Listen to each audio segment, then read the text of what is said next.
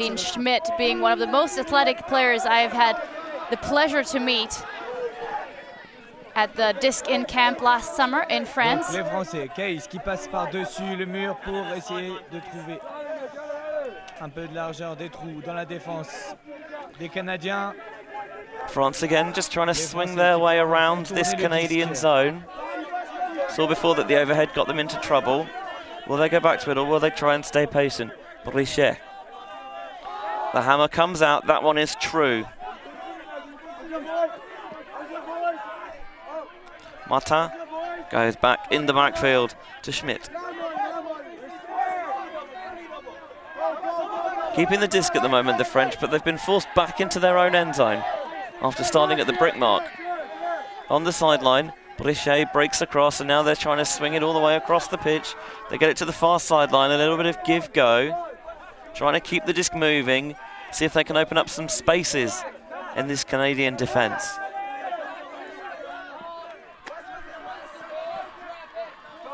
Brichet, little scuba over the top there again. The wind's not as strong as it has been at points this week. Has to take a voice of action there, does Breton. We've seen represent France on these fields before 3 years ago at the European Youth Ultimate Championships. Mathé. Canada transitioned into one-on-one.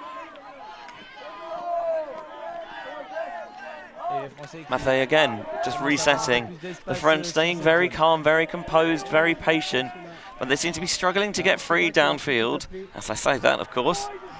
Brichet does find his way through, but coming right through the centre of the field is almost inevitably going to cause that pick. Brichet gets the disc on the resumption. Into the centre of the pitch, Breton fakes, goes back to Mathé.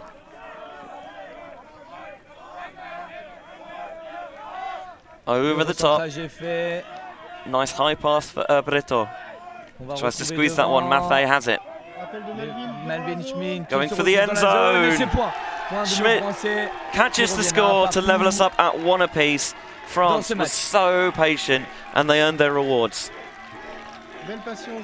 What a point from France. So many passes to be taken against that Canadian zone. And even once Canada transitioned, the French still being very, very patient, taking lots of resets. You see the quick give and go. That was a nice piece of action and great layout bid by Canada.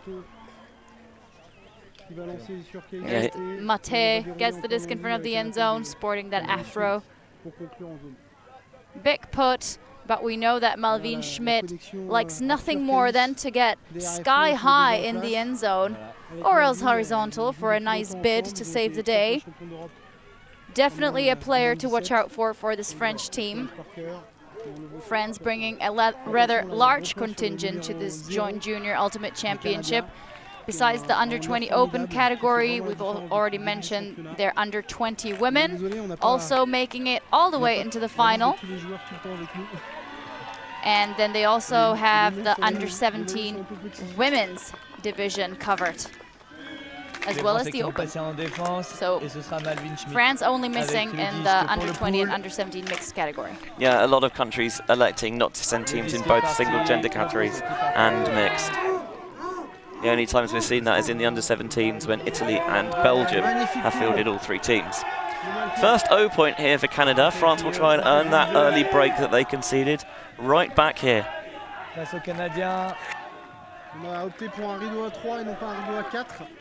Leonard.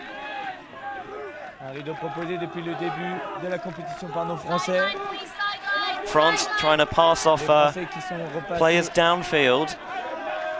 En défense d'homme à homme. Debreu finds Stonehouse, rocking the eye black and the mullet dyed the same red as those jerseys. Oyonnax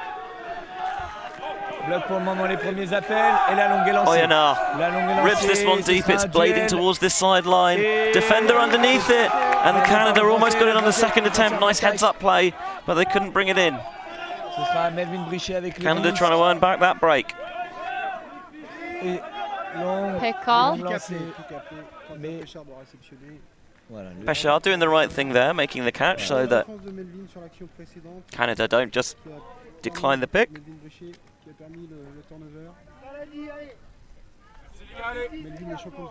So the Canadian defender will catch up. Open. A vertical setup out of this defensive offense. Clément Priou va récupérer ce D-line disque. offense. Il retrouve Malvin Schmidt. Donc les Français qui sont à l'attaque, les Canadiens qui proposent une défense homme à homme. Pop that one over the top of the guarding Canadian defender, getting it towards this sideline. Les Français Decent qui yardage arrivent à gaining avancer pass sur le côté there. gauche du terrain. France not quite at half field yet, but that will take them past.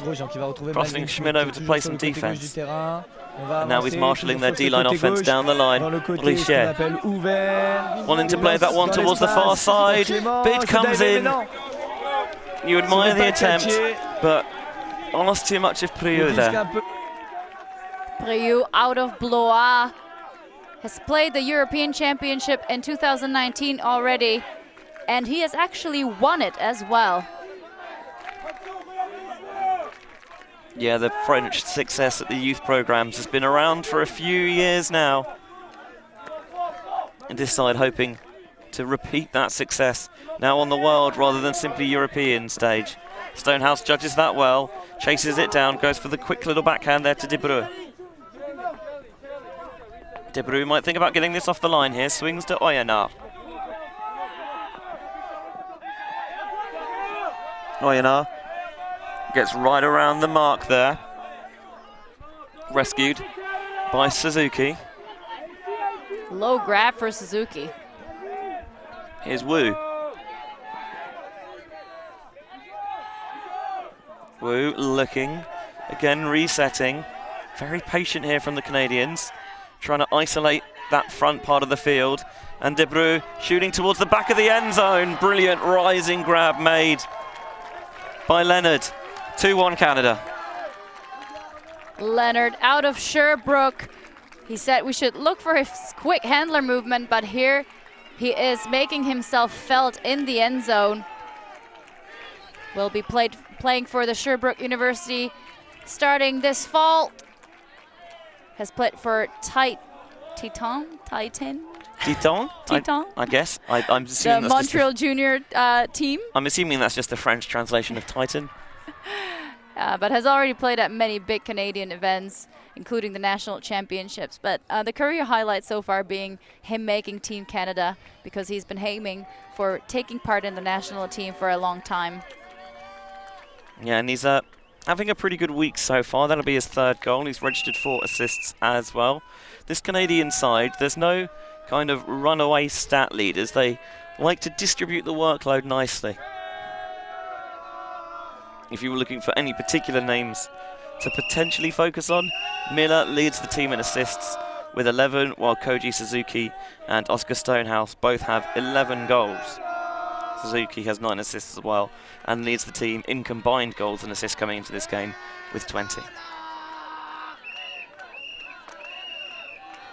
So in case you're live at the WFDF YouTube channel, make sure to hit that subscribe button to be able to participate in our chats and discussions. We have both the English and French stream up and running. So you can choose your preferred language of commentary for this one. Here is France getting underway. Got broken on the first 0 point, recovered on the second. Canada coming down with a match defense this time. Coutinho. And that blue headband. Disc holstered in that backhand grip. Going back to Mathé. Breton. Centers Coutinho, continues to Mathé. Looking around downfield. Here's Voinesson. Pick is called. That'll bring a temporary halt to proceedings. A couple of times we've seen the French downfield stack create those problems with their spacing. This one is a tough grab made and came in a little bit too hot to handle perhaps for Célian Martin. Reset into the backfield for McCall. McCall looking downfield, no, going to take the little break to this sideline to Toth. Toth with a rising stall, wants to blade this into the centre of the pitch. This is floaty, but actually floaty enough that Louis Ying gets underneath it, but a stall out is called on this sideline.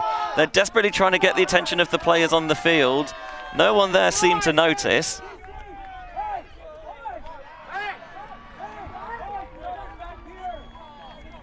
I think they finally got the message. A stall count back on the near sideline with Toth. Seems like it will need to be resolved before we continue with the play. The disc lands back at their feet. So the discussion will be, A, was it a stall out? And B, if it wasn't a stall out, did play continue kind of unaware enough that they're happy to just take the turnover? We're seeing some signs for a retracted stall out. Certainly it felt like pretty much everyone except the thrower and the mark just continued playing, but whether the play would have shaken out differently had those two players played on is not for me to say.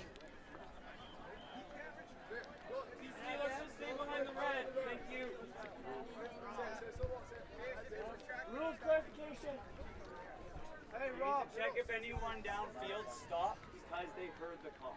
Did anyone stop because of the call? And now we're getting some rules clarification from the Canadian sideline, making sure that this call gets resolved properly.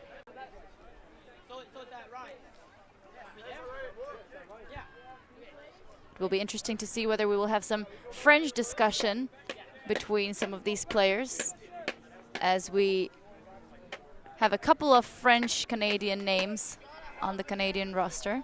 Yeah, so it's going to be interesting. We'll hear some of the players converse with each other in English and some of the players converse with each other in French. Just getting the game disc changed there as well. The beauty of international tournaments, disc stays with Canada. Canada looking for the break, but that's not going to get it done. McKibben couldn't reel it in. Mathé wants to pick up quickly. Another pick downfield. This time Breton trying to squirm his way into the handler space, but in doing so, McCall was picked.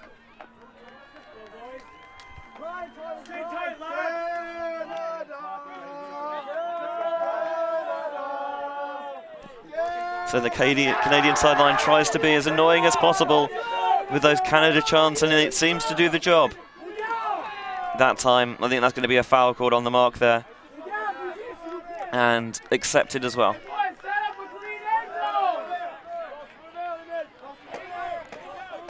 Canadian sideline now calling for the end zone play.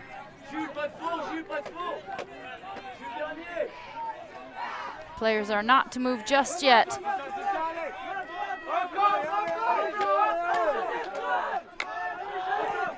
So swinging around the back, now trying to open up a bit of separation to get a yard gaining pass underneath Tomlinson. Lovely little cut there to get free, but McKibben, I think, was just a little bit casual with the catch.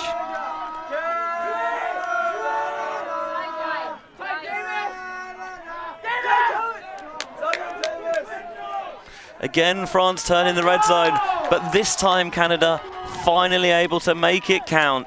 They had enough chances, and eventually France were made to pay. What a point, Benji. That took quite some time. Canada finally bring it in, and they huddle up for the score celebration. Here is the last turnover, as Mathé puts it around for the swing, and Canada to pick up immediately. Petenuso with the score. Yeah, you get the feeling that neither side yet is at their kind of sharpest we've seen them play this week. Like I said, so many factors to be taken in. The weather is slightly different. We get the rare occasion of clouds taking away the sun from Pola Marsove. Yeah, well, you can see on the side. We can see on the sidelines as well. There's a little bit of mud appearing that we didn't have before. Some overnight rain as well. Probably made the ground a little bit softer and slipperier, or more slippery. That should be, I guess, underfoot. Timeout taken on the field here. You're just seeing, as we mentioned, that some of those puddles that have formed on the sideline. What do you think France will be saying in that timeout? I think they just need to sort of calm down all those hormones that are traveling through their young bodies due to this advanced stage of the tournament. This is a big moment for them. Of course, the North American teams always being sort of an intimidating matchup for these European teams, but we've seen it time and time again that some of these top junior teams, as well as adult teams, can make a good showing when the occasion comes, and I think France will be looking to do just that. These boys have been playing in the under-17 division. They have been working on their ultimate careers for quite some time, and if they can just keep their head in the game, I think that might be the most important takeaway in this timeout. Yeah, some of these players have won international tournaments on multiple occasions. French having victorious teams at EYUC European Youth Ultimate Championships in 2017 out in Veenendaal in the Netherlands, and in 2019 that was right here in Wrocław, Poland. Hello to everyone watching at home live on the World Flying Disc Federation YouTube channel. It's a pleasure to have you join us. A reminder, of course, that those of you watching, and if you want to take part in the live chat, then hit that subscribe button, and as well make sure that you get notified whenever we go live this week and in future. That spirit of the game also applies off the field as well as on it. So please keep discussions in chat spirited, fair, and respectful, and trust, of course, that the same principles that you'd apply off on the pitch apply off it, with regards to all calls being made in good faith.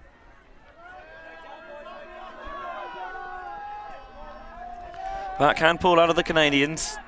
French catch, a little bit of a breeze now coming towards our camera and slightly from right to left. This is the way it's been when we have had wind this week.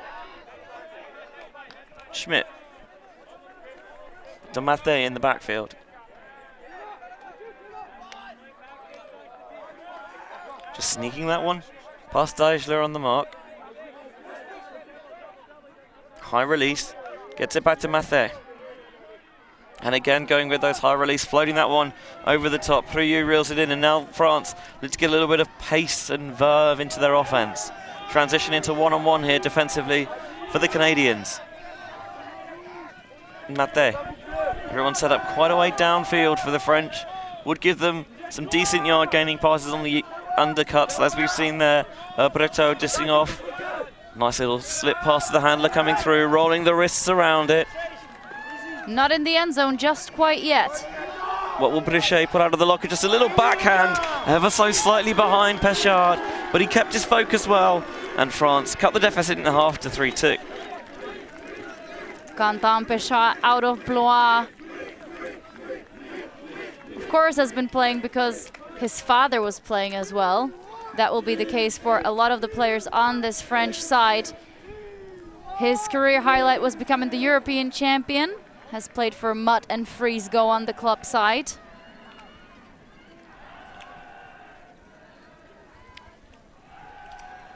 He says his contribution to the community is to help to promote the sport, and I think he does so, especially with highlights like this.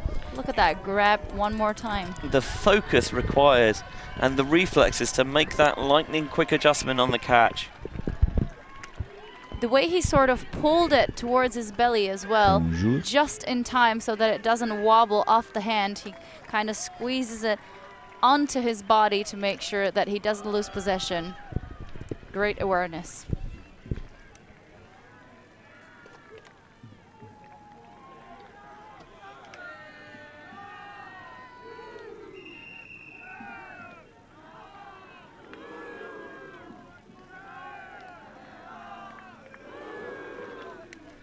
So France staying close, losing that early break on the first point to Canada. 3-2 currently the score in this under-20 open semi-final. That ball did not go to plan for Benamar. Canada will get pretty enviable field position with this.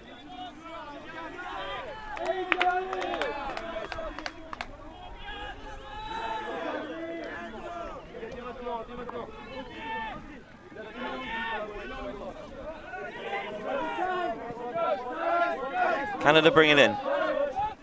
Suzuki swings it off the line, and continuation to Stonehouse on the far side. Quite traditional vertical stack setup for the Canadians.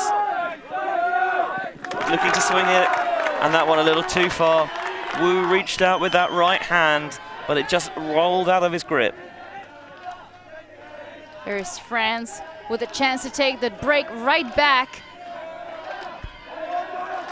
Richet picks up for them. They would level the scores, but having started on offense, the French would still be a breakdown. However, it's a good start. Urban. Peshar is poached in the backfield. That's where he's going to go. Happy to play it short at the moment, the French. Here's Benamar. Maybe trying to make amends for that pull. Just, no, still playing it safe and small C conservative. Benamar back into the backfield. Peshar.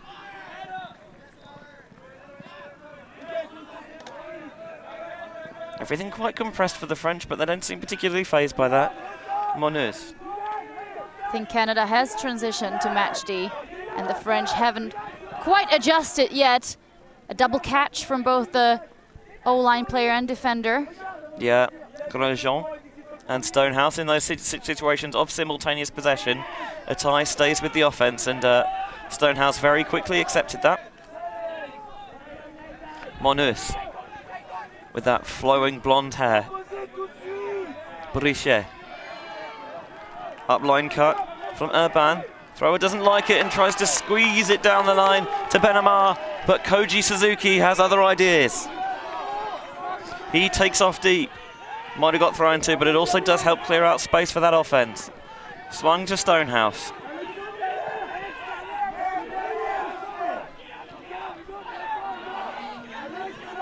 Down the line pass. Looking for the continuation deep. I'm not sure whether Stonehouse was ready and waiting for it, but he is. Tries to toe the line as well. I don't really have an angle on that from where I was. And nobody really close on that sideline. We'll see if any of the players will have perspective. In any case, they had a nice little cuddle on the ground there. It's been a great matchup. All point Stonehouse with Grosjean. I think it's in, but it's difficult on the low angle to see precisely where the line was. We saw the dust pick up off the sideline, and it seems like the French players will call it in. So goal does stand. Lovely little bit of toe drag swag there from Stonehouse. It's been representing in the AUDL in the semi-pro ranks with the Toronto Rush, but delighted to be representing Team Canada here and repaying that selection with that toe in down the sideline. As he has specifically instructed us on some of the previous Team Canada under-20 open streams, he doesn't want to make a big deal about his AUDL appearance. It's all right. He chooses against AUDL defining him as a player. No, I love that. It's obviously it's good to get that high-level experience, but define yourself as a little bit more than just that. And I think it's mostly the teasing that he's been getting from his teammates on this under-20 men's team. Yeah, the little bit of celebrity maybe that comes with it as well.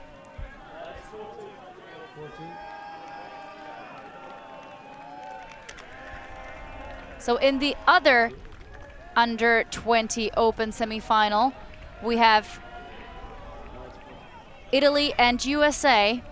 USA currently 6-2 up over the Italians. USA team that has looked in imperious form this week. swept pretty much everyone aside. One of these sides, of course, will be making the final, and should they face the USA there, looking to avenge their defeats from earlier in the tournament. And that's Canada's only loss so far on the week. Went down yesterday morning, yesterday morning, 9 o'clock, 15-5 USA emerged victorious in that game. While for the French, it was a 15-7 defeat. Way back on Monday. Hammer over the top there to Breton. Cheret popping up a little bit there. Delechat. We'll just have to hold this for a bit because there's a pick downfield.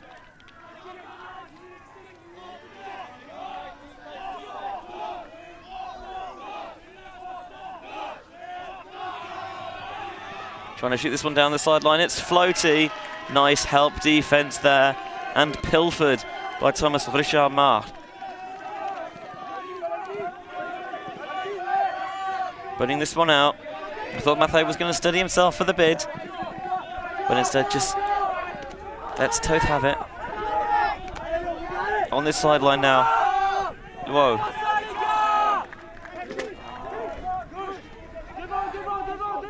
Lou tries to drive his way free, comes through. Into the backfield. Richard-Marc. Just swinging this one. Louis Ying.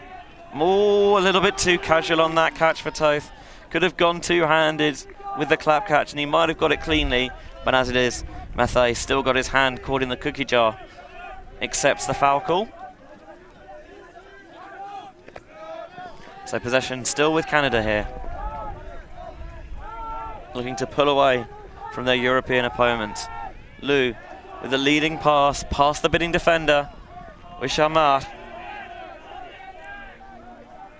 Looking around with the stall count rising, just getting a nice, sensible reset off there. Toth with a rising stall. There is a foul called off the disc. Oh, I think it was rather the Canadian player who bumped into Delechat as he was trying to get in a better position to start the reset cut. But in any case, the players will resolve that among themselves. What I do want to point out that Delechat was recovered so well on that quick upline cut. He slipped as well, but still able to set the mark, preventing the continuation into the end zone. Great piece of handler defense. And Mathé will check it in. Looking for the reset. Oh, this pops up a little bit, but brought down with aplomb by the Canadians, although I'm not sure whether or not it was in bounds, and it was not. France will get it back by the skin of their teeth. Schmidt picks up. Breton is the initiating cut underneath. Wind picking up again a little bit here, although he's at France's back. And Breton thinks a little bit about using that. Defender slips downfield, seeing that a bit more today with the overnight rain than we have done this week.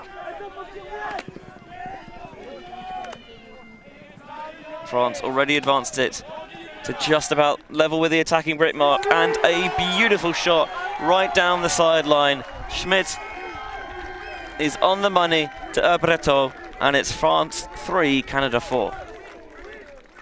What a play by French, especially Schmidt. So far, I think unmatched in the handler space. He is so agile, just striking up line or going backwards.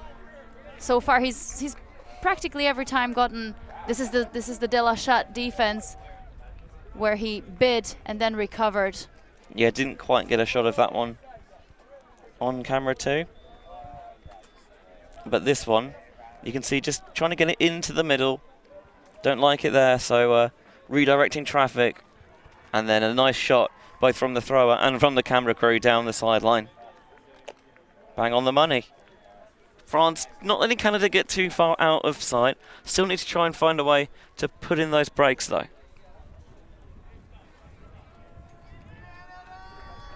Just over half an hour gone in this game. 4-3 Canada lead. under-20 games played to a score cap of 15. In fact, all games this week have a 15 score cap. Time cap comes on at 100 minutes, at which point, if you've not reached 15, you finish the point and one to the highest score. That becomes your new score cap, and there is also a 55-minute half-time cap that applies in the same way. Idea is that it kind of reduces any impact of winning the flip. So France zoning up here. Again, they want to force these swings into the backfield. Indeed, I remind you, on Sunday morning, after the first game after our opening day, Canada, pinned deep in their own end zone, did surrender a Callahan to New Zealand. Although, none on this occasion. They've worked that out assuredly. Here's the rip from Suzuki. Can they get underneath it? The bid doesn't quite get there from McCall.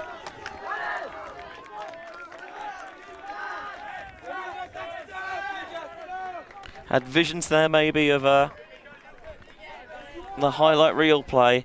Was right to put in the effort, but it was just too far.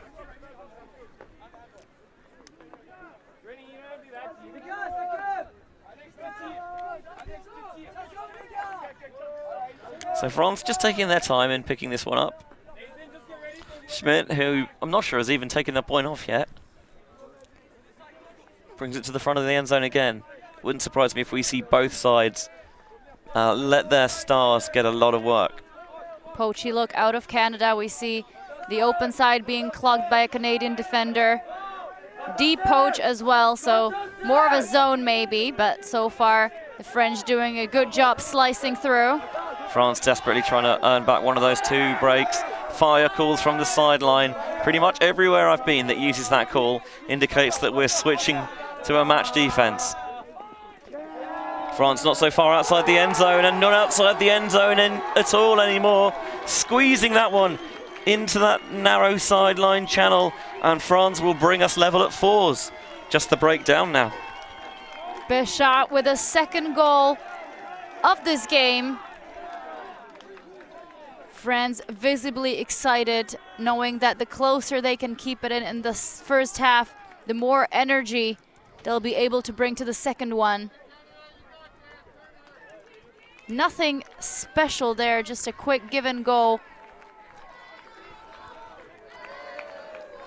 And Brichet, who is such a weapon for this side, to Béchard. Again, France maybe not quite as evenly distributed as some of the other teams that we see. Brichet, that'll be his 15th assist of the tournament. Béchard, now with a couple of goals this game, moves on to 18 goals. Not a bad return for the week.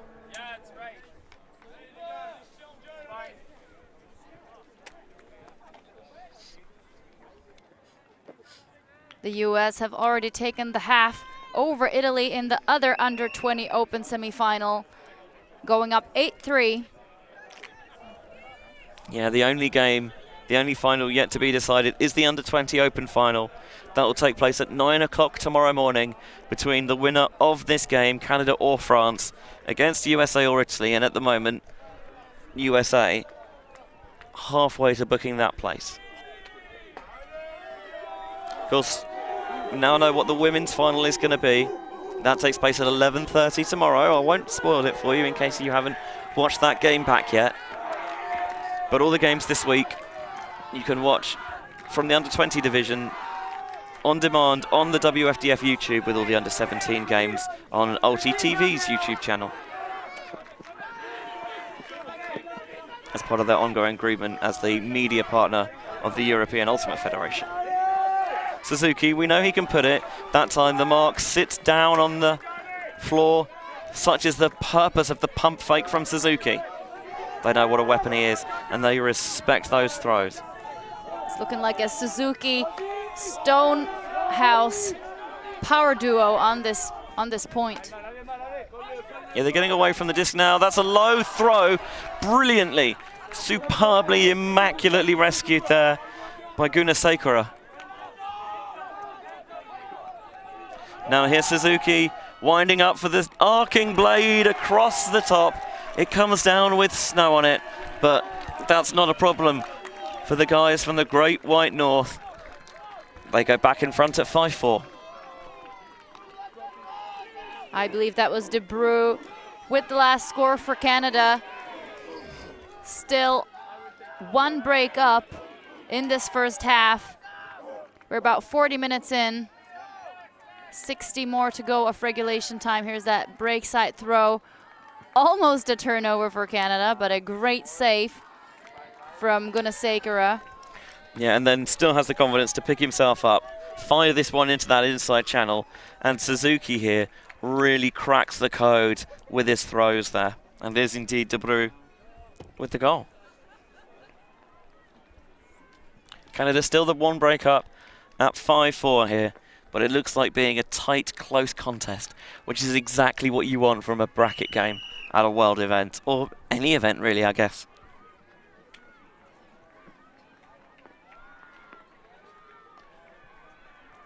The other divisions still kind of wrapping up their games.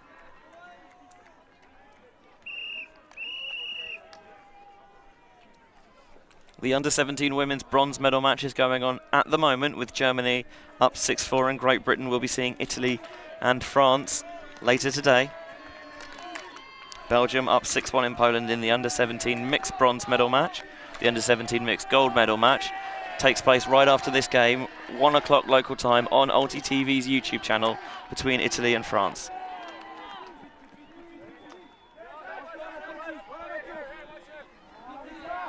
This one is floaty, ripped away by a couple of Canadian defenders. Miller catches it, goes for the ground check, I think just out of force of habit, and then tries to squeeze down the line, but not if the French defence have anything to say about it. Mathé showing that he's got some defensive chops as well as anchoring this O-line.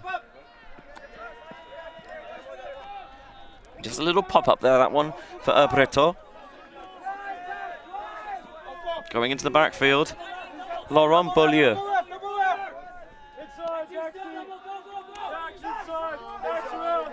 A lot of communication from the Canadian sideline.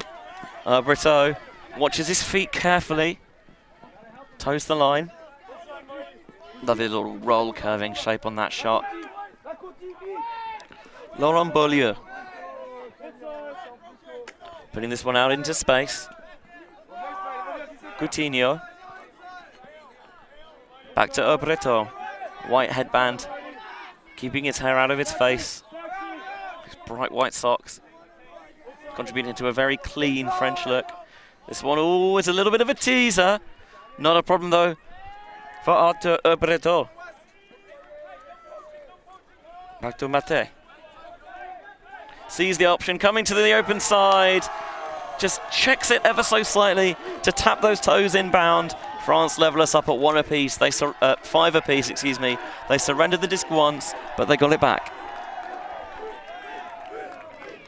That was it looked like an easy point for the French. They were utilizing the open spaces in the open side, so a good mark from the Canadians. A little bit more pressure could have maybe been applied on the downfield cuts. Yeah, it felt like there was an awful lot of time where they had receivers running free. That's a brilliant bid from Mathé, and this is gorgeous. Just judges that one to perfection to Breton. And he doesn't get too cheeky with it. Judges it well. And here on the end zone, they clear that front space. So Breton takes the reset. Again, they're keeping that open side of the end zone clear.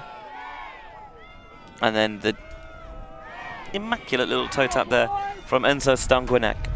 With the long white socks of the French, I think we might need to rename them the French Ballet. Bit of wind whipping up now here in Wrocław. Does come in fits and starts here. We've seen that this week. At one point, it even, took away one of the tents. It fully destroyed it. Tore the metal in twain. So we got some stronger reinforcements, thankfully. Shout out to the organisational team of WJUC, who do a wonderful job here every tournament we have in Wrocław. one of my favourite venues to come to on the tournament calendar. Play some frisbee, boys. Canadians getting ready to play some frisbee. If you hear it in the background from the Canadian sideline, Suzuki with the pickup takes it to the brick mark. Seems like good advice if you ask me. Suzuki doesn't see anything he likes downfield to start, goes to the reset, and then activates that break side option for Stonehouse. Stonehouse going laterally. Now they're trying to pop it up a little bit quickly. Oyana breaks around. This will be a little bit of a chase on. Not a problem for Gunasekara. We've already seen that spectacular saving layout. Still count getting up a little bit high, so goes into the backfield. De Bruyne provides that option. Canada shooting to the end zone, and their aim is dead-eye. Oyana with the score, 6-5 Canada. Oyonard, another one of these Canadians coming out of Vancouver. Ultimate was already big at his school, Stratford Hall, so he started playing in grade 6. So 8 years of playing, crazy amount of experience, and you can really see that on these Canadian throws. I think having a chance to play against some of these North American teams, I think the biggest difference still could be the throwing skills. You see the decisiveness, the speed, and spin on those forehands. The Canadians taking a quick reset, swing it wide to the other side, attack for a clean offensive hold. But Oyonard has played for Mischief and Eclipse, the Misfits, and it is his first time making the national team. Yeah, there's a lot of Canadian players, and it's not just exclusive to Canada this. We've seen a lot of the tournament, players getting their first international experience. They might have had that earlier, but of course, with the COVID-19 pandemic and the impact of that, haven't necessarily had these big international tournaments. So some of these players making a slightly belated debut. Well, they're lucky to be making it at all, because I think some juniors or some slightly older juniors are watching this stream devastated that they have been robbed of their opportunity to participate in what could have been their last junior appearance due to COVID. Yeah, Canada again pulling it through the end zone, so that'll be bricked.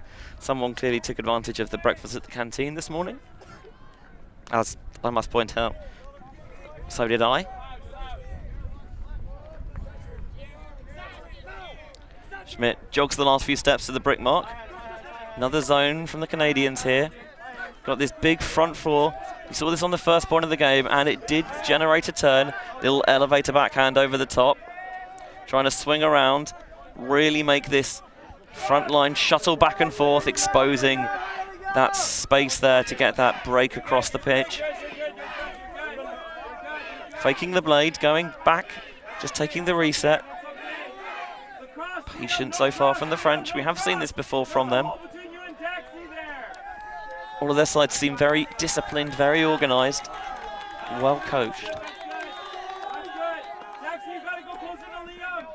A lot of vocal help coming from this Canadian sideline, trying to give their charges all possible information.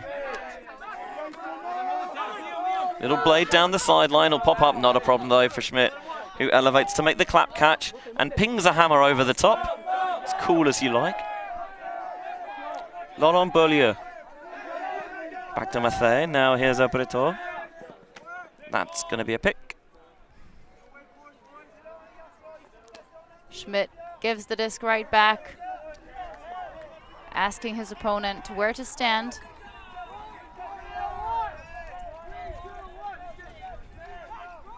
Breton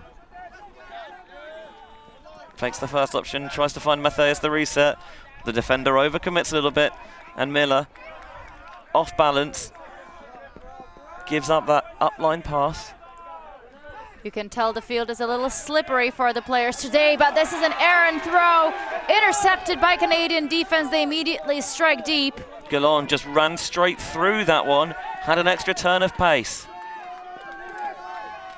And Canada calling a little bit of a bump on the mark there, perhaps?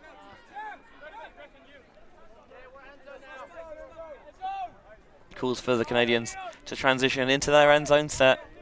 Seems like an accepted foul, so the Still will come back in on 1. Reset to McKee. Finding it downfield. Canada trying to restore that 2-point advantage they saw earlier in the game. Gia trying to put this one into space. Jumped into the end zone by Louis Ying. Past the bidding French defender. And they have got that 2-point advantage back. It is 7-5 to Canada now. Vancouver making themselves felt on this Canadian team. Ryan Louis Ying, another one from there. His parents played as well, so they got him into the sport. He's representing the Sir Winston Churchill secondary and has also played on the Vancouver Misfits. It's interesting when you've got a country the size of France, the size of Canada, that it can sometimes be tricky to try and get that synergy between players from all over the country. But both sides seem to have managed that here. I've seen something a little worrying on Ryan Louis Ying's fun fact sheet. Double hip surgery. Something you wouldn't necessarily expect at a junior tournament, but like we said, it is always great to see players come back overcoming some issues, be it mental health, be it personal issues, be it physical health. They're back on the field, and hopefully that has caused them to sort of learn how to take care of their young bodies that still have big careers ahead of them. And fingers crossed that the worst is very much behind them. So timeout here on the field. We're going to take a little bit of a breather in the booth as well, but don't go anywhere because the first half continues on the other side.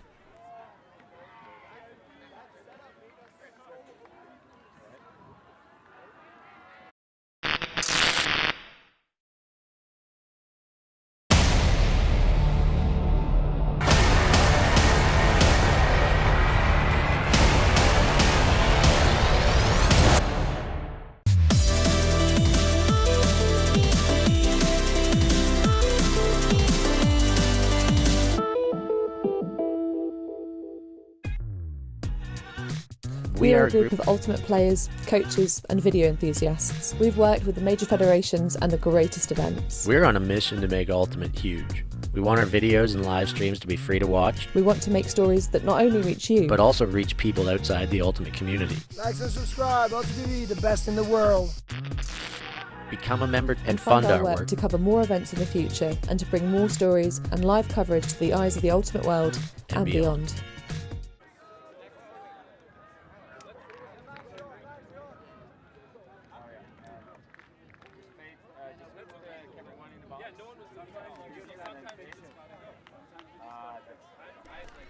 Welcome back to the Joint Juniors Ultimate Championship live from Wrocław, Poland. This is World Juniors action, under 20 open semi-finals. Canada versus France. Canada up 7-5, looking to break to take half. Those of you wanting an update on the other semi-final in this division, USA currently 10-5 up on Italy.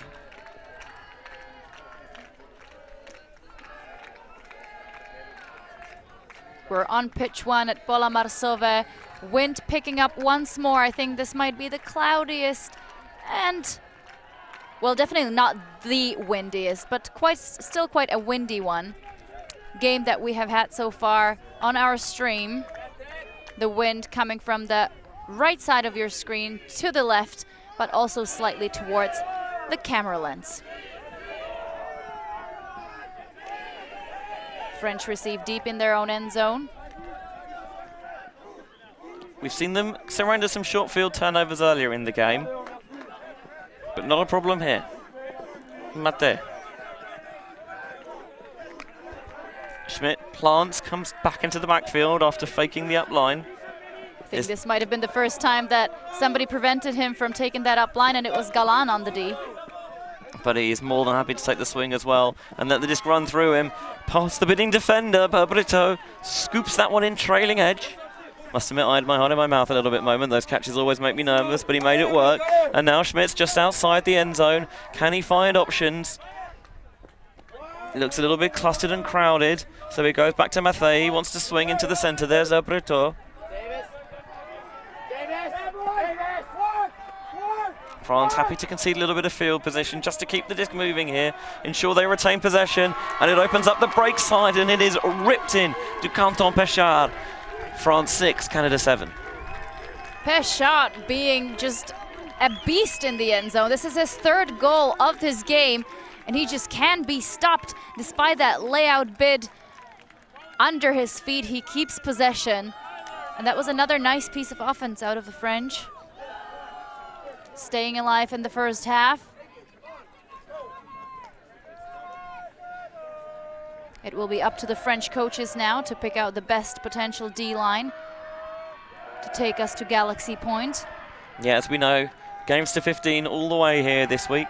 Half-time cap at 55 minutes, although that doesn't really matter at this point because we know it's going to be half at 8 regardless. And as you say, the French coaching staff trying to mastermind a break opportunity here would bring us into Galaxy Point if they could. Of course, Canada try their utmost just to coolly and collectedly get this disc down the field and get themselves into half, give themselves the opportunity to adjust, take a break.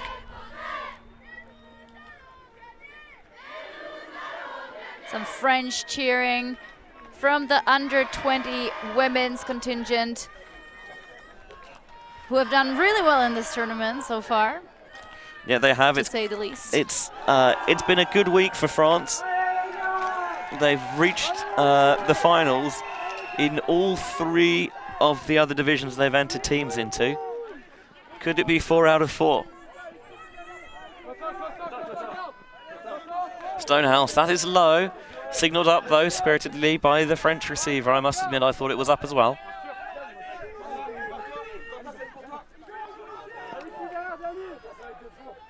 Oyonnax leans into this one, flicks it to Stonehouse. Stonehouse calmly going around the back to Wu.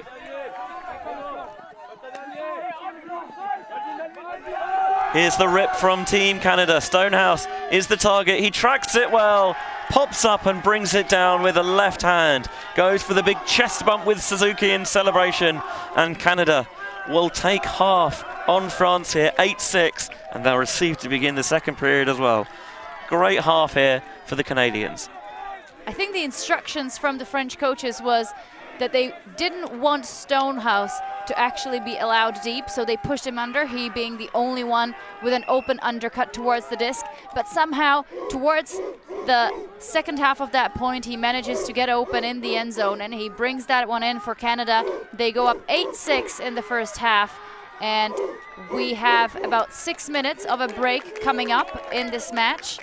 Yeah, 7-minute half, so we get a little bit less than that, so we can take you in and out of the breaks as well. It's one thing, as you mentioned with Stonehouse, to say we're not going to let this kid go deep on us.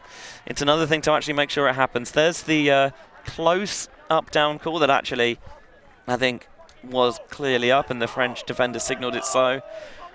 And then, as you mentioned, sometimes it's when you've got the disc that you're most dangerous, because if you can get it off quickly and get that throw and go, got the defender on the back shoulder. Here's the deep put. As we see, Gunasekara fakes the little dish off and then pings this one. Defender not quite close enough there. Alexis Grosjean for France. So Canada 8-6 up at half here in the Under-20 Open semi-final. We're going to take a little bit of a break here in the booth. We're going to stretch off, get some water on while the players do the same.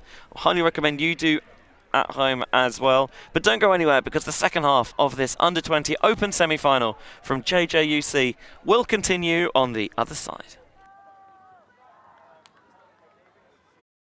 Bichon picks up, and they've got a short field. They've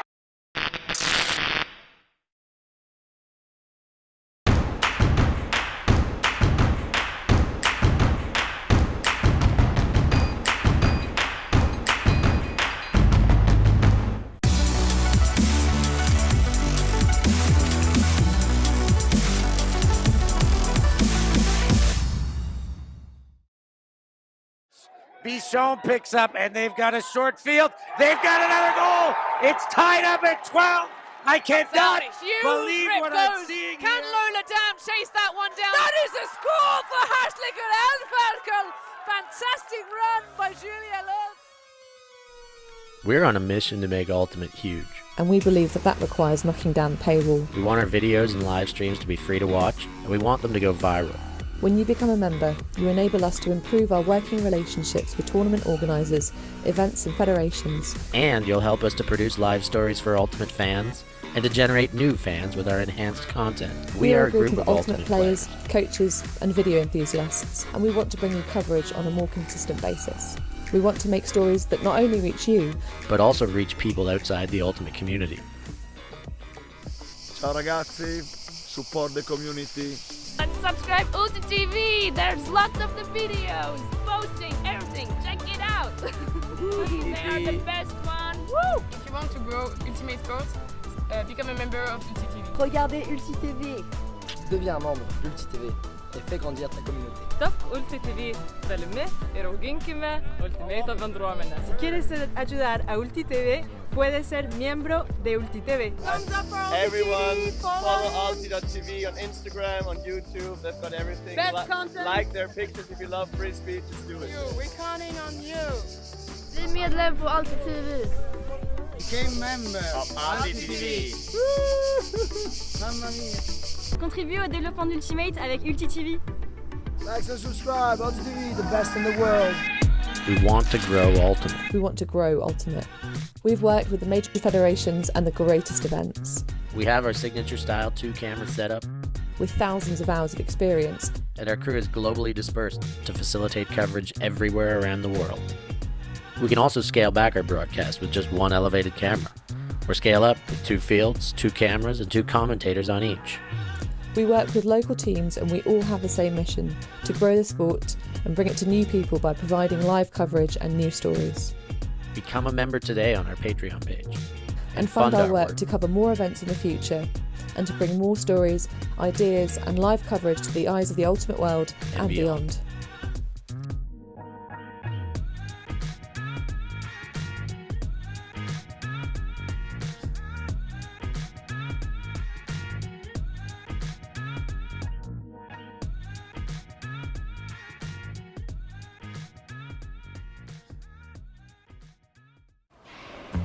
Always on the move?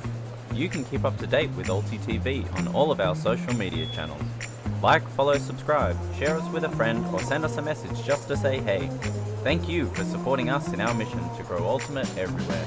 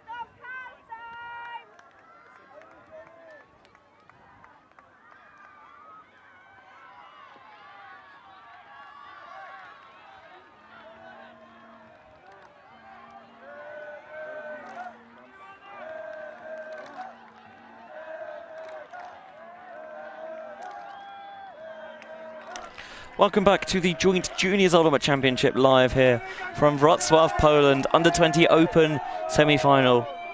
World Juniors action with Canada receiving up 8-6 at half-time. Benji Rees alongside Rahel Toshnarova.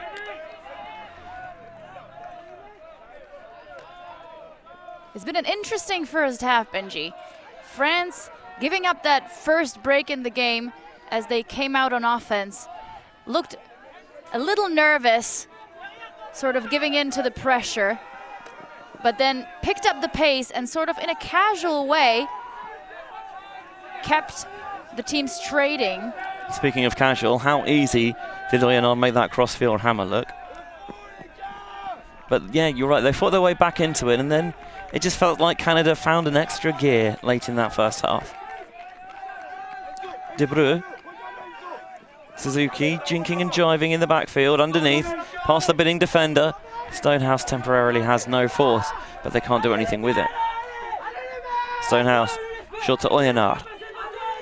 Oyonnax, oh, Suzuki tries to go free up line, doesn't get in, instead they reset to Wu in the centre of the pitch. Going back towards that open side. With the flick force here from France. Gunnar Sekera, oh, into the end zone, and is dropped by Oyonnax. That should have been 9-6. A very aggressive throw down the line. Mate with the pickup for France. Yeah, a lot of France's stars have been playing O and D all game. We're seeing that continue in the second half as well. France still in their own end zone at the moment.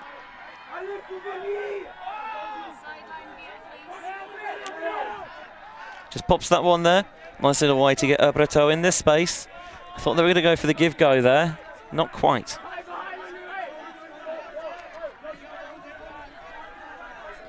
Breton going short and getting it back in his clutches after bouncing it off Cheré. The players downfield almost getting bored as all the action is happening in the French end zone. Lots of pressure. France at the moment trying to show that they are unfazed. Getting a little bit of movement now there. Not quite as perilous territory. Mate, wide open Pechard. Dishes it off to Breton. Little leading pass there, lovely find. Threading that through to Mate. And now, Pechard, not too far outside the end zone. Finds Breton. Quite a loose mark here from Canada. Breton takes the upline cut. Mate doesn't like it on that occasion. Instead, Brichet has it in the centre. We have the top assist person and top scoring person for the French team currently on the line. France is knocking on the doorstep as they could score the first break of the second half. That would blow the game wide open again. Breton. Back to Mate. This is patient. Just a little bit of edge on that one. To Pechard, tries to thread it through, not quite in the end zone just yet, but that one's going to work. Stungwinek with the goal, and it's a French break, just one behind now at 8-7. If Canada thought they were just going to pull away with it in the second half, the French seem to have other ideas. French sideline doing a bit of a dance. Gais Mate making his father on the sideline proud. His club experience include RFO, Cusp Red Bulls, as well as Chuck, and his sporting hero, none other than Sasha Płat-Sokolski, because that was the club coach for Mate, and I think that was the most emotions I have ever seen out of Kais so far, and I have known him for a year, for just about a year now. And he was really excited about that assist. We'll see that on the replay. Yeah, it's quite a cool, composed customer usually, but oh, look at that, the no-look! We know that the French can be, just have a reputation perhaps for being a little bit cheeky at times, and you can't help but get a wry smile across your face with that one. The other semi-final, by the way, USA up 13-7 on Italy, and we've got a couple of bronze medal games going on at the moment as well. In the under-17 mix, Belgium up 9-5 on Poland, and under-17 women's, Germany up 9-7 on Great Britain. So France to open up the second half with a break. They're going to need a couple more if they are to come all the way back and win this. Easier said than done. Gallant to Suzuki. Suzuki banging this one deep. Stonehouse is the target towards the back of the end zone. And he couldn't quite reel it in. Really good pressure there from Priou. Definitely had the back of the end zone to worry about as well, staying in bounds. And it's just going to be tipped into the French fans behind the sponsor signage. And the French proving once again why they've been trying to push Stonehouse under. He's such a threat in the deep space. And we know what a powerful thrower Suzuki can be, but sometimes your greatest strengths can turn into your biggest weaknesses because you take on options that maybe lesser throwers might be dissuaded from throwing. And that can get you into trouble. Canadian defenders clogging the space in front of the thrower, unwilling to let the French out of their own end zone. Low grab on the far sideline, but they stay alive. This is a nice gainer. Oh, the blade over the top was a good idea, but with the edge, it just carries away. Could have done with just sitting into space a little bit more, and France couldn't snag it. So they are generating the turnovers, the French. Have they just got to level it up? Can they find another on this point? Wong in the backfield. Haven't necessarily called his name too much so far this game. Leonard goes low, but Suzuki dives, catches and rolls up all in one fluid motion. Gallant. Back to Suzuki. Here's Gunasekara. Popping off back to Suzuki. Just very patient backfield offense at the moment. Suzuki thinks about that up line. Force gets there, but does concede the break to Stonehouse. Turns, you can see that he's trying to make the eyes with Suzuki. Suzuki gets free past the bidding defender, and just the drop there from Gunasekara. I think all of the turnovers the French have achieved this half, you could say maybe not necessarily due to blocks, but just constant pressure breathing down the neck and making Canada feel the intensity, and France here will take an early timeout, knowing how important it could be that they draw level here. Here's a turnover that gave the disc to the French, and as the players huddle up, we're going to take a little break in the commentary booth ourselves. Yeah, we'll see you on the other side.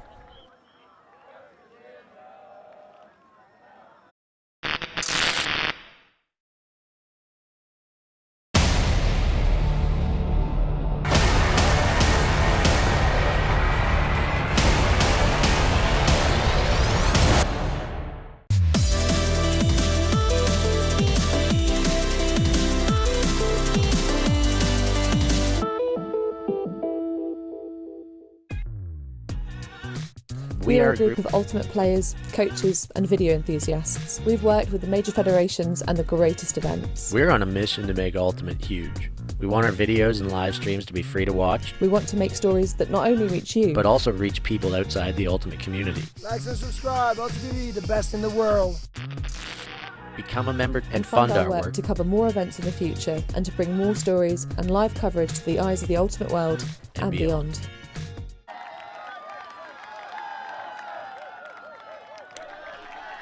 Just under half an hour left before the time cap comes on in this game, and it's a tight, intense, engrossing affair in the WJUC final here at the JJUC, the Joint Juniors Ultimate Championships.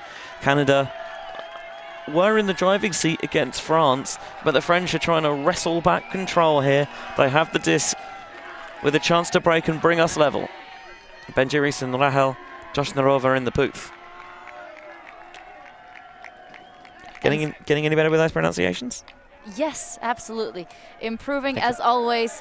We are here in the commentary booth, not just with the pronunciation of Wrocław and Pola Marsove, but also with the last names of the players who are not making it easy for us. But Schmidt is one of those rare exceptions. Just pops that one calmly over the top. Judges it well. Urba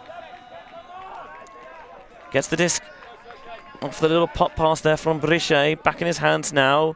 Gets a little bit of a bump on the mark. Still count resets and we continue going.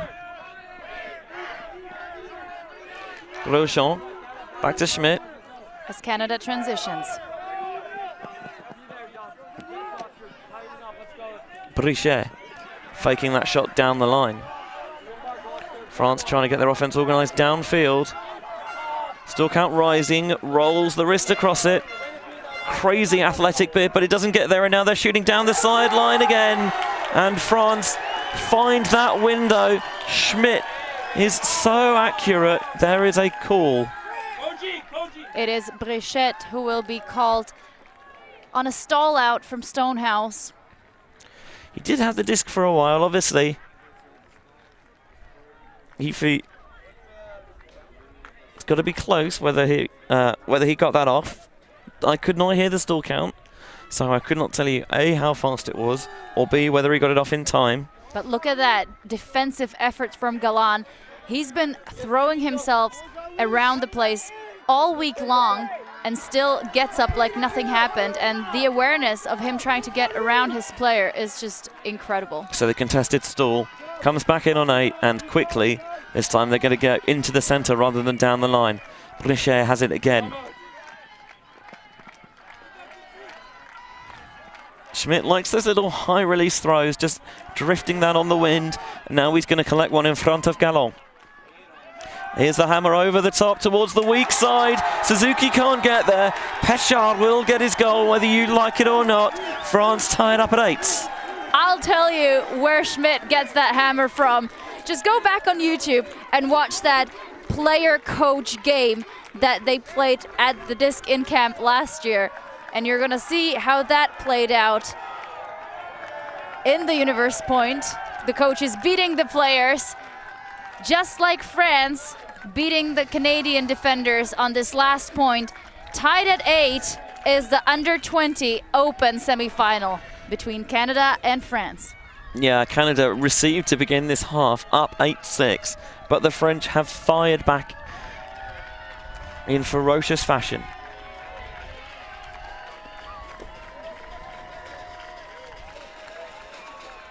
The French fans in the stands on the far side, trying to make themselves as loud as possible, generate that atmosphere and intensity for their compatriots.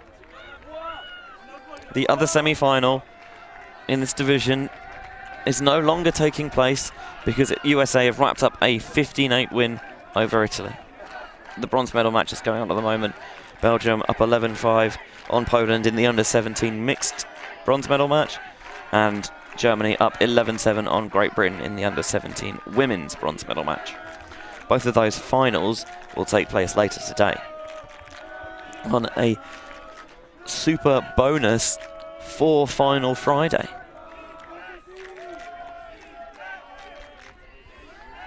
The teams here playing for a berth in tomorrow morning's Under-20 Open final, 9 o'clock local time. That starts before the Under-20 women's at 11:30. So as we see a bit of a turnover in terms of players on the Canadian O-line, we see almost the exact 7 players for the French side. Yeah, France happy to just let their big players stay out there as this one floats towards the sideline. Towed in, no. France with a short field to go and take lead for the first time. The French have made those floaty over the top shots look so simple, but as Canada show you right there, that's just the quality of the French throwing. Schmidt picks up. Oh, Mathey was the target. No, Herberto, excuse me, but it's a hand block on the mark. What a way to earn it back for Canada. Brilliant defensive work there from McKee. He's got that gold chain around his neck. Again, that poachy look out of the French.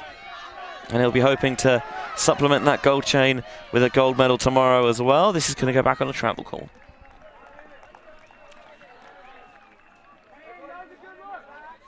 A difficult weather to play in Sometimes the sun disappears behind the clouds, but once it makes an appearance, it becomes quite hot here on the pitch. So the players will need to make sure they stay hydrated. We did get a little bit of rain overnight, so you might see a few more players losing their footing than we have done previously.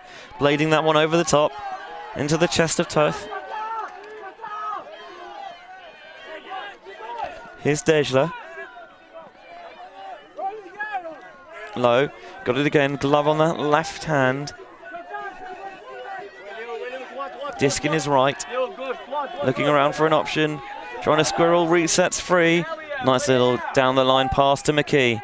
Scuba will do it this time. McKee resetting, trying to get it central.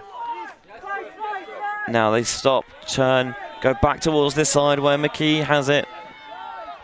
Trying to get wide in his stance. Giard. Ooh, the first one, oh, it just pops through the Canadian hands. Another unforced error for the Canadians. This time it's Ayar.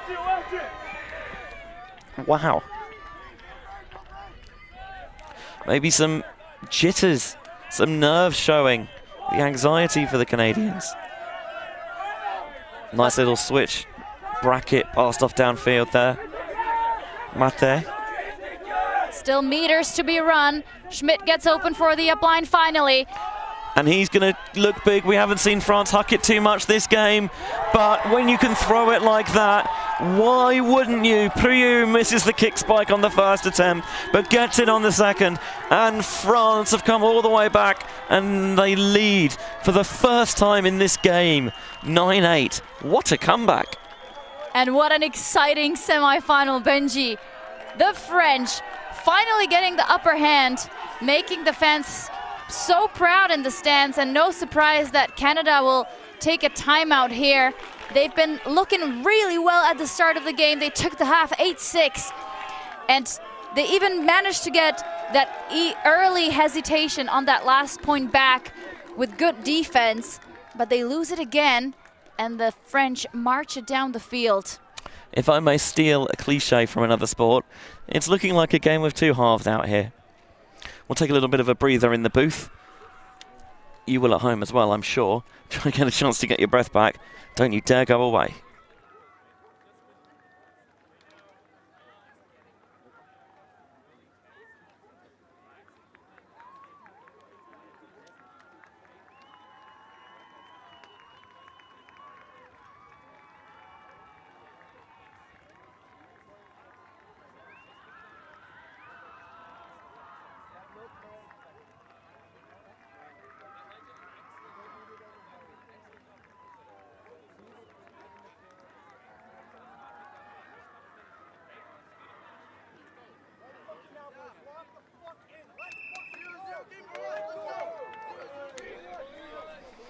You saw there on the replay, Schmidt, he's got that up line a few times, but they've always been able to stop the power position huck coming off. On that occasion, they could not, and they were burned for it. Benji Rees and Rahel Toshnarova in the booth. Under 20 Open semi-final.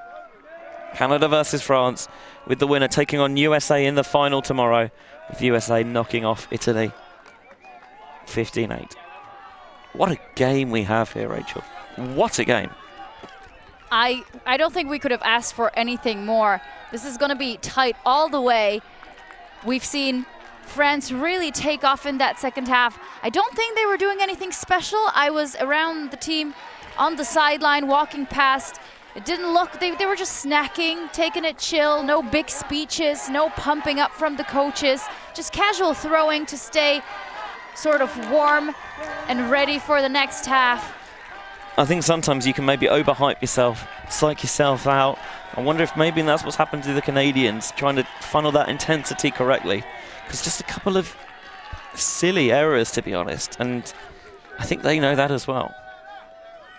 Well, I think that both of these teams have the strength of keeping this game tight all the way until the 100-minute mark, or else be it the 15-point hard cap. Although with that 100-minute mark just under 20 minutes away, If one side gets to 15 here, it would require a very stark change in fortunes. Oh, another miscommunication from the Canadians, that time between Oyonnax and Wu. It's going to give the French the disc right on the front of the end zone. Now this is now incredibly unfortunate for the Canadians. Schmidt popping it off. Can it be hopped in? There's a pick downfield. I'd be surprised if that affected the throw, and the goal stands. Brichet jumps it in. That's now a 4-point run for France. They are up 10-8. I'd say that's another uncharacteristic mistake from the Canadians, but at this point, I'm not sure how uncharacteristic it is. I would still stay with the uncharacteristic adjective there. That was great calmness and great body awareness on that last point. Look at Schmidt, just a casual pop in. And that was Brichet, this time not with an assist, but with a jump and score.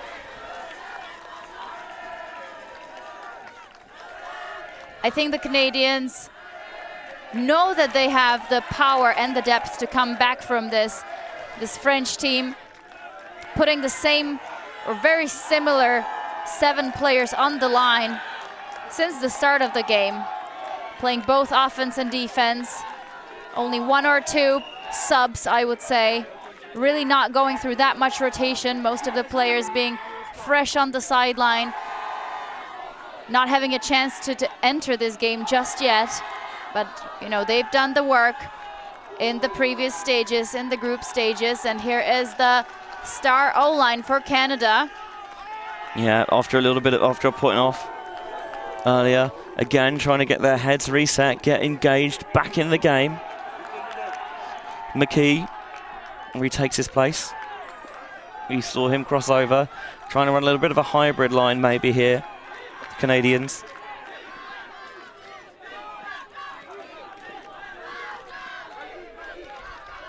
French coming down with zone. Got them a little backfield turnover on the previous point. So they're going back to it here.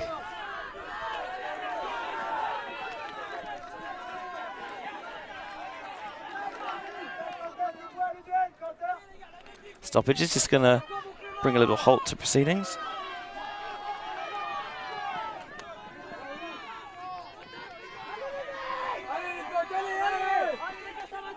Back in the backfield now is Suzuki.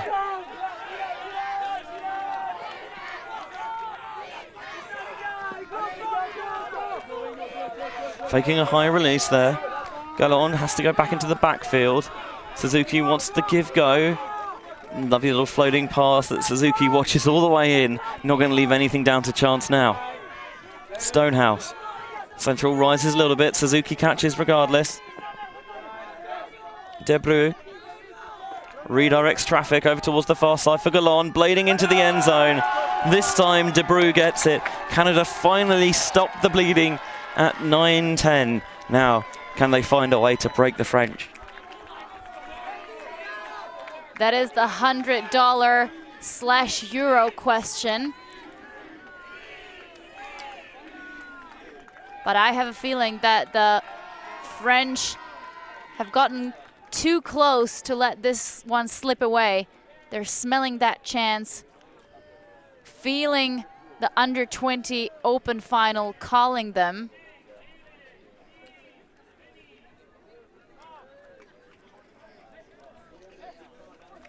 There's the replay of the score. The discs may be a little bit behind Debreu, but all those drops that seem to have plagued the Canadians on the last few points put comfortably to bed there by Debreu. Neo goes backwards and keeps Canada within 1.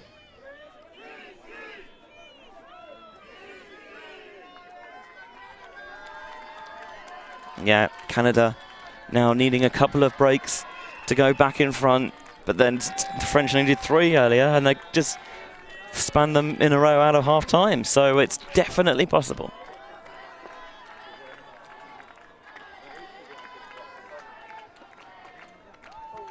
Here is the star Canadian D-line.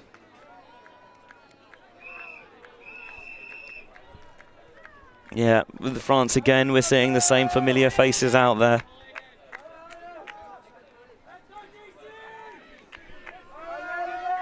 Canada with another big booming pull. Not a float on this one.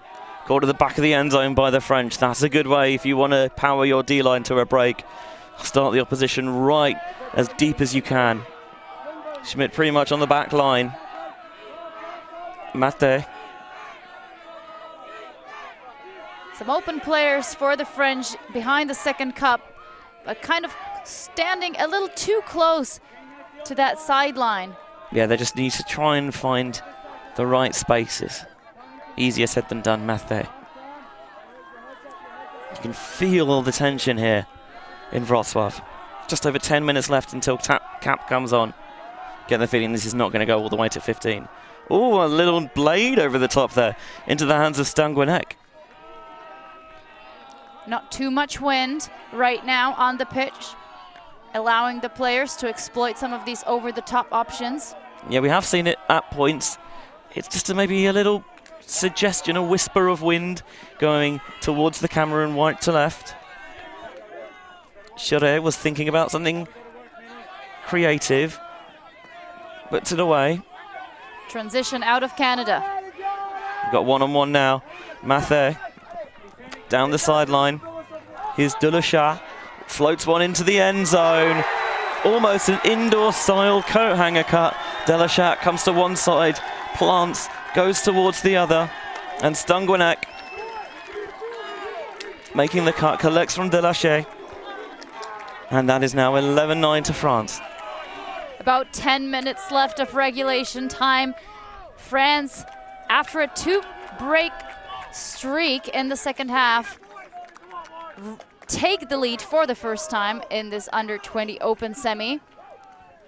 Look at that flow. Mate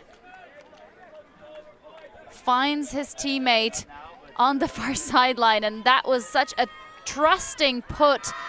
We saw Stanguinek hitting the break side first, almost not watching the disc at all. Yeah, I said he was making that 7 coat hanger cut, but I'm not sure that he really was. I think it was more just wishful thinking. Yeah, the thrower just saw the space and put it in there, and yeah, with the defender Richard just face marking a little bit there, just sees that, puts it into space, and the defender there is reacting a little bit late and is always second favourite to get there.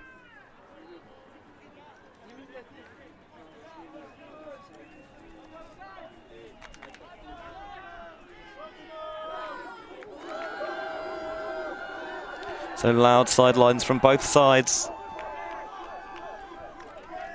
French pull not quite as far as the Canadian one in the previous point. Yeah, the stands and the crowds filling up here in Poland. Down the line, this is going to be a really tough catch to make. He's being called out. He's put it deep to Stonehouse, who should reel this in, no problem. But an out call on Galan. He is not contesting it, as he says that he had hardly could have had it in perspective. I'd have to look at that in super, super slow-mo to work out exactly where his toe was when he caught it.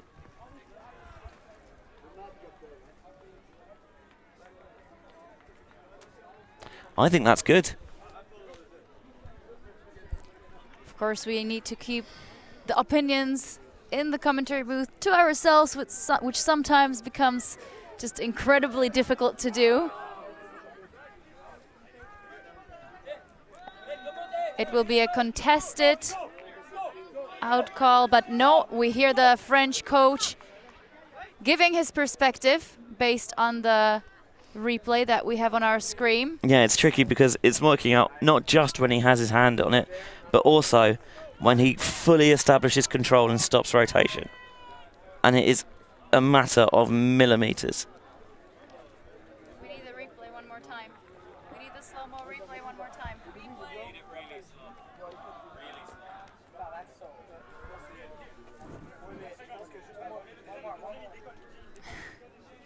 Players asking for several replays in a row.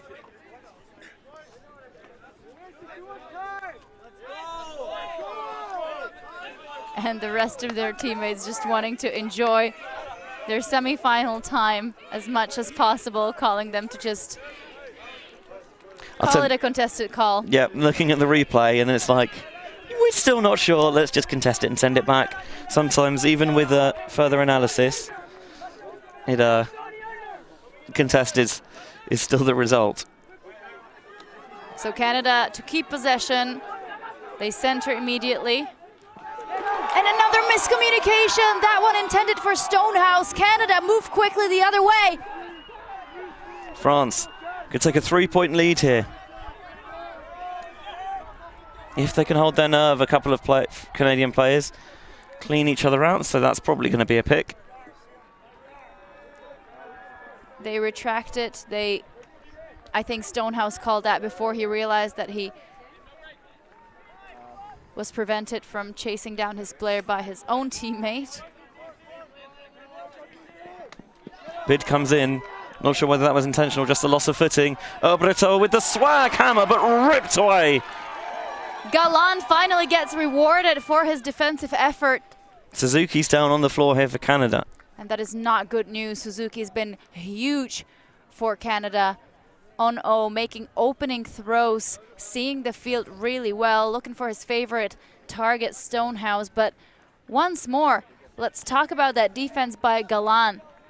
Look at that, he gets there early. We've talked, I think it was him who jumped onto the foot of Suzuki. But Suzuki stays on the field. Still in the Canadian end zone, high disc to Stonehouse, he comes down with it. But you can feel the French pressure and intensity, and it gets another turn.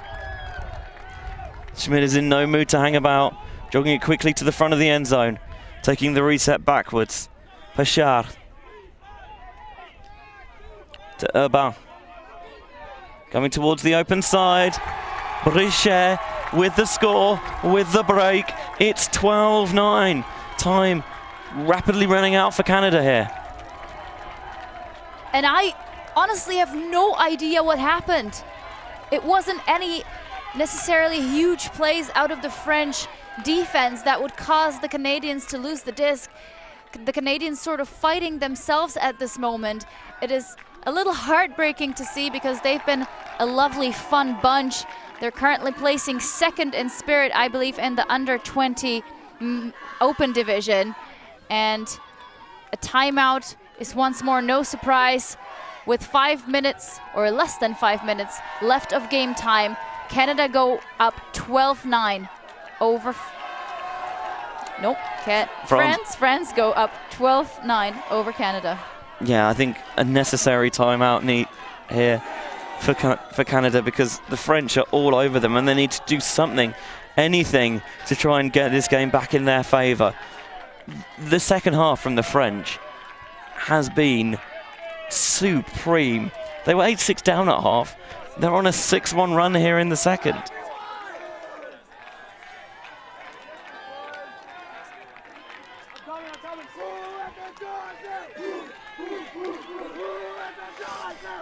Canada desperately trying to fire themselves up. And it is really the only thing you can do at this stage.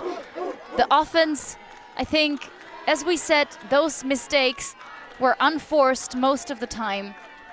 And they just need to get back in the game mentally, focus on the fundamentals, and maybe take a couple of daring shots as well. We saw Stonehouse wind up for that big put backhand on the far sideline in the previous point. Instead, decides against it, goes for the dump shot to Suzuki, and that's where the last turnover occurred. So maybe this late in the game, I would just go for the enjoyment of the game and for some creative shots.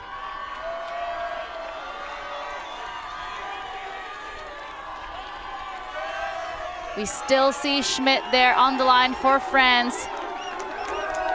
Yeah, again, France have basically kept their main men out there all game. Brichette as well in the deep space, just hanging out with Stonehouse.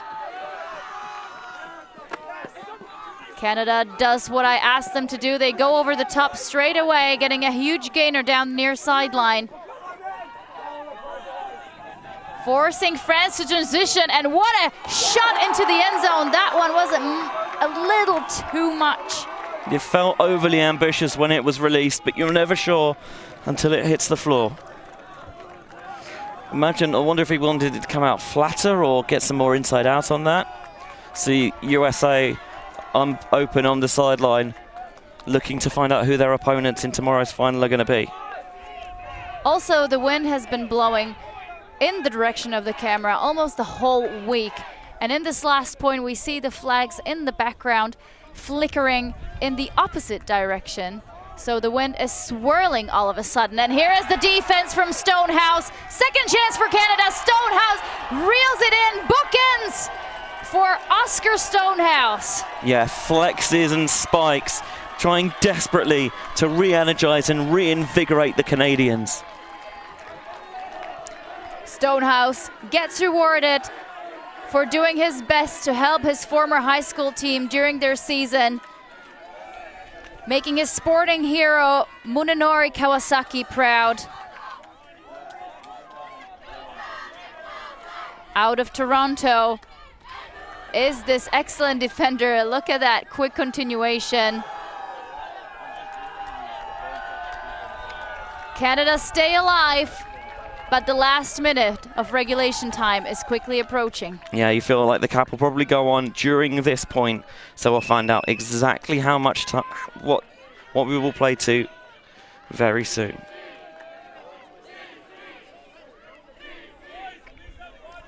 Canadian friends, support staff, parents that have travelled to Poland here, they've turned out in good numbers. Can they support, can they cheer on? Real buzz around the grounds here. Those of you who wanted updates on the bronze medal matches, Germany would take home the bronze in the under-17 women's, 12-8 over Great Britain, and Belgium take home the bronze in the under-17 mixed. That's a 13-9 final score. Back on the matter at hand here.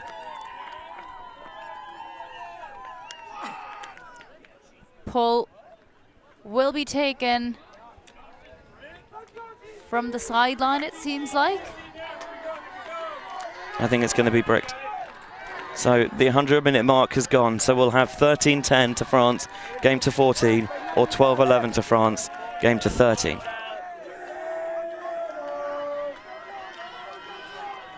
Schmidt to Breton. Oh, this is floaty, this is dangerous. A hospital pass. Players clatter underneath it. I think there was a sort of a double catch, but watching that live, it looked to me like, no, they're going to try to rip it out of each other's hand. But it looked like two French players to me from that shot. I'll tell you what, I thought for the first angle that McKee got there first for Canada, but looking at it again, it does feel pretty simultaneous. So no surprise the disc will be sent back. Sort of a redemption chance for France there. That was a spicy throw. And a miscommunication on the reset gives Canada the chance to break. How they need this. Going down the sideline. Too far for Gunasekara. Couldn't even put the bid in. I like the aggressive look of striking up line and really trying to move quickly with those dangerous shots towards the end zone. But that one didn't work out just yet. Schmidt stuck on options on the far sideline. What a break shot. They continue on with the swinging. Brieux into the center. There's tight pressure on Mathé, but he makes the catch regardless. Gets the throw out early past Giard. Mathé has it again. Wants to break it to Breton. French running it through their handlers at the moment. Schmidt comes off the front. Goes to Mathé. You know he wants that up line, and so does the force. Sags off to prevent it. This is some good marking from the Canadians, switching from one side to the other. Mathé, round about midfield here. Upline cut from Breton. Central to Coutinho. Adjusts the grip. Goes back to Mathé. French really spreading this vertical stack all the way into their own end zone, not even thinking about the deep shots, just happy to take these mid-length passes. And they're giving their handlers so much space to work with. Going up line into the end zone, past the bidding defender. 13-10 to France as Guillon bands the ground in frustration. It'll be game to 14. What an incredible game. I don't know what to say. This has been great effort by the Canadians. They still have a chance, very much a chance of coming back, but it will have to be 4 breaks in a row for them. It's tough, but they can do it. We've seen how good they can be, especially if they cut out the mistakes. The question is, will France give them the opportunities? Great layout bid, but Schmidt very much looking like a soccer player almost. He reminds me of their style of running and jumping. Schmidt's been a monster this game.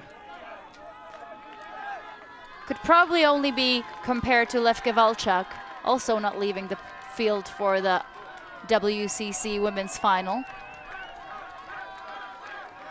for more than 1 point.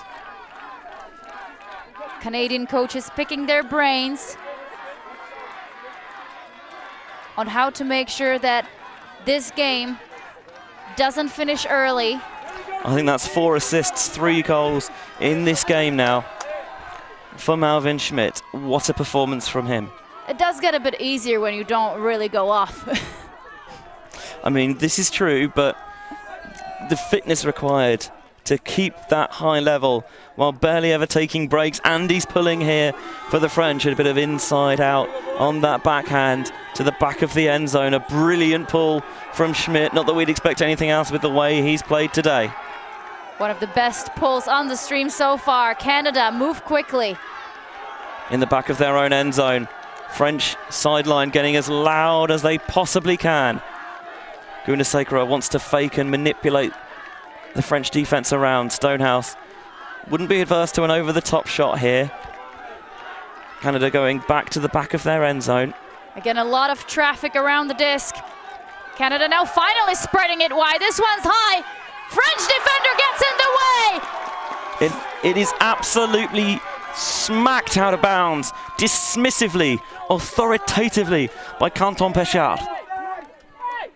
You could see that they needed to find a way to get a little bit of separation. They saw a receiver, but before Louis Yin could get there. Looks like there will be an injury sub taken. Yeah, I think Breton may be going off. Or no, he's just getting back into position. Or maybe coming on. I didn't see who came off.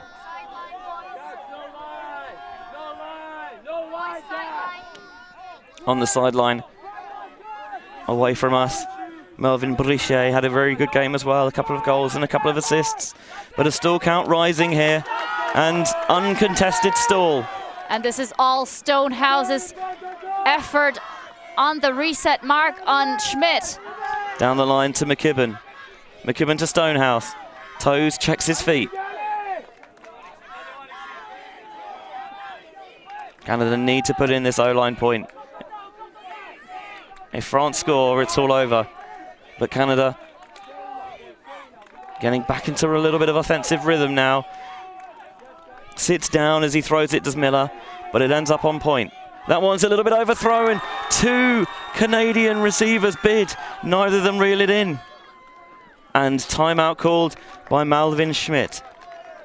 Knowing that they have that extra timeout to use in the second half is surely a great consolation to these French players. They have been on the field almost all game, so knowing that they can gather a little bit of strength before entering this next break opportunity to actually take the game and get that golden ticket to the under-20 open final.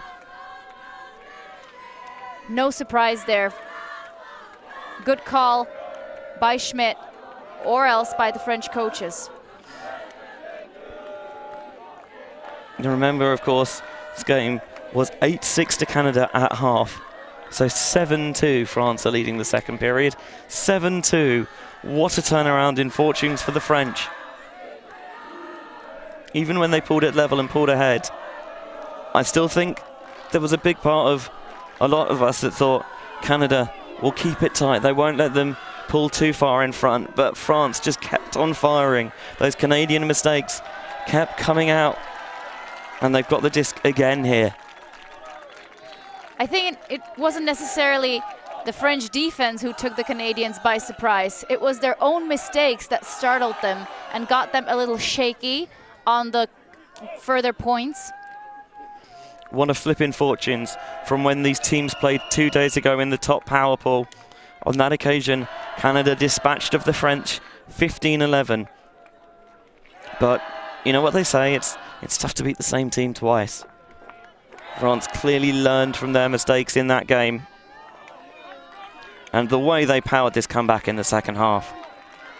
Of course, the job is very much not done yet.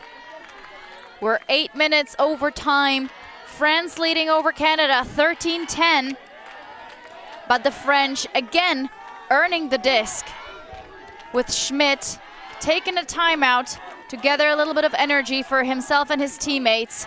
They're isolating Breton on this near side. Plante comes underneath, back in play. Now down the sideline, here's Monus. The wavy-haired Monus looks bid behind the back shoulder of Grosjean. Got his knee taped up slightly. Here's Breton, the tricolor in his headband. Going into the backfield for Brichet. Brichet to Schmidt here.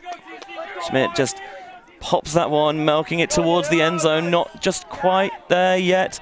Down the line, France in the final! 14-10 over Canada. What a decisive victory for the French. We see all the fans, U20 women, coming in to celebrate. They are absolutely ecstatic.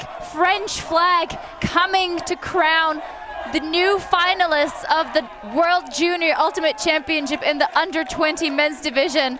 Incredible happiness for the white French team. They did so well in the second half, came in streaking, slowly but surely increased their lead. And a heartbreak for the Canadians. What a difficult way to end this journey. Of course, it's not completely over yet, but I think this Canadian team came in with really high expectations, hoping to face their biggest opponent. Yeah, they would have wanted more from a bronze from this week, but they will have to fight Italy for that tomorrow. So France-USA in the open final, under-20s tomorrow morning at 9 o'clock. We're going to run through the finals now. So if you don't want the result of the earlier women's semi-finals, just stop listening for about a minute. Coming up next, in about 7 minutes' time, under-17 mixed final, Hungary versus Italy. 3 o'clock local time, under-17 women's, Italy versus France. 5 o'clock local time, under-17 open, Italy versus France. And then the under-20 mixed final is now this evening at 7 o'clock local time, and that will be Hungary and Switzerland. So a bumper 4 final Friday for you. Tomorrow morning, 9 o'clock local time, it is USA versus France. And then the women's under-20 final at 11:30 tomorrow morning is USA versus France, with the French making the finals in every division they entered here this week, as did the USA. Congratulations to France, but commiserations to Canada. That loss will sting, but they've got to pick themselves up for the bronze medal match against Italy. We're going to wrap things up here because we need to flip things over. The under-17 finals commence in about 5 minutes' time. We've got Hungary-Italy mixed, Italy versus France women's, and Italy versus France open on the way. Those at 1, 3 and 5 o'clock local time respectively. You can watch all of those on ulti.tv's YouTube channel live and for free, and we shall see you over there. For our Ulti TV crew, for Rahel Toshnarova, I am Benjamin Rees. Your final score here, France 14, Canada 10, USA-France in the open final tomorrow, and we will see you on the other side for the under-17 mixed final.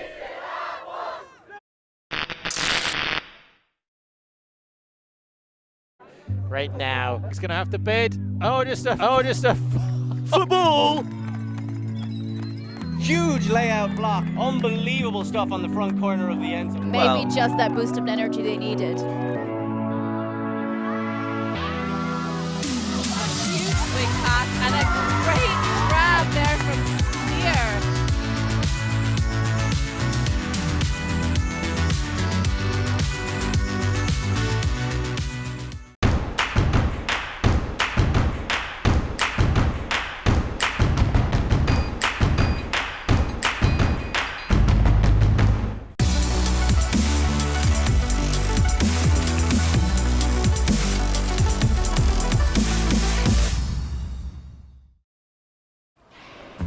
Always on the move?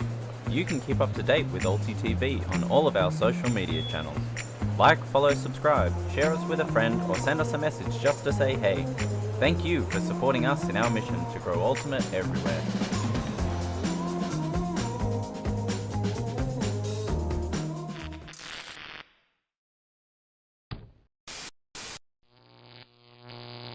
Ulti.tv.